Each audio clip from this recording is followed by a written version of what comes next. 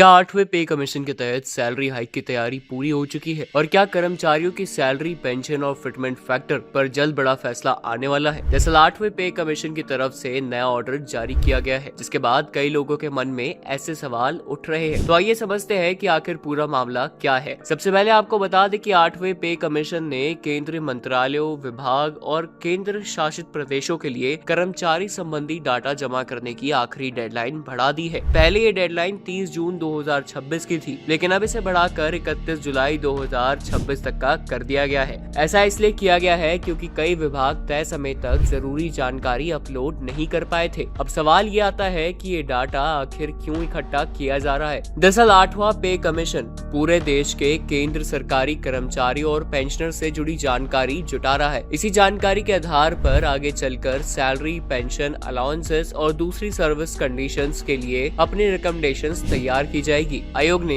ये भी साफ कर दिया है कि सभी मंत्रालय और विभाग सिर्फ 8CPC online data collection portal के जरिए ही जानकारी जमा कर सकेंगे। ईमेल, PDF, एक्सेल शीट या किसी भी दूसरे तरीके से भेजा गया डाटा स्वीकार नहीं करा जाएगा। इस बार सिर्फ नियमित कर्मचारियों की जानकारी ही नहीं मांगी गई, बल्कि फाइनेंशियल ईयर 2022-2023 और 2023-24 और 24-25 के दौरान काम करने वाले कॉन्ट्रैक्ट और आउटसोर्स एम्प्लॉयज पर भी पूरी डिटेल्स मांगी गई है। इसमें housekeeping staff, data entry operators, drivers, security guards, gardener और दूसरे स्किल, सेमी स्किल और अनस्किल्ड वर्कर्स भी शामिल है। खास बात तो ये है कि विभागों को कर्मचारियों की संख्या ही नहीं बल्कि मैन मंथ्स के आधार पर जानकारी देनी होगी। अब सबसे बड़ा सवाल, क्या इस डेडलाइन एक्सटेंशन का मतलब ये है कि सैलरी हाइक जल्द होने वाली है? जवाब है नहीं। आयोग ने साफ कहा है कि ये फैसला सिर्फ डाटा कलेक्शन के लिए लिया गया है। अभी फिटमेंट फैक्टर, डियरनेस अलाउंस यानी DA, salary revision, pension revision या इसे कब इम्प्लीमेंट किया जाएगा, इस पर कोई फैसला नहीं हुआ है। आपको बता दें कि 8वें पे कमीशन का गठन 3 नवंबर 2025 को किया गया था और इसे करीब 18 महीने के भीतर अपनी रिपोर्ट सरकार को सौंपनी है। फिलहाल आयोग एम्प्लॉय यूनियंस, पेंशनर्स एसोसिएशंस और दूसरे स्टेक होल्डर से भी लगातार सुझाव ले रहा है। इस आयोग के रिकमेंडेशंस का असर करीब 1.19 करोड़ लोगों पर पड़ेगा। इनमें लगभग 50 लाख केंद्रीय कर्मचारी और 69 लाख पेंशनर्स शामिल हैं। तो फिलहाल यही समझना जरूरी है कि 8वां पे कमीशन अभी तैयारी की शुरुआती स्टेज में है। पहले डाटा कलेक्शन पूरा होगा, फिर सभी सुझावों पर विचार करा जाएगा और उसके बाद आयोग अपने रिकमेंडेशन सरकार को सौंपेगा। अंतिम फैसला केंद्र सरकार ही लेगी। अगर आप केंद्रीय कर्मचारी या पेंशनर है तो अभी सैलरी हाइक को लेकर किसी भी रूमर पर भरोसा ना करें। जैसे ही आयोग की तरफ से कोई बड़ा और आधिकारिक अपडेट आता है, हम आपको सबसे पहले उसकी जानकारी जरूर देंगे।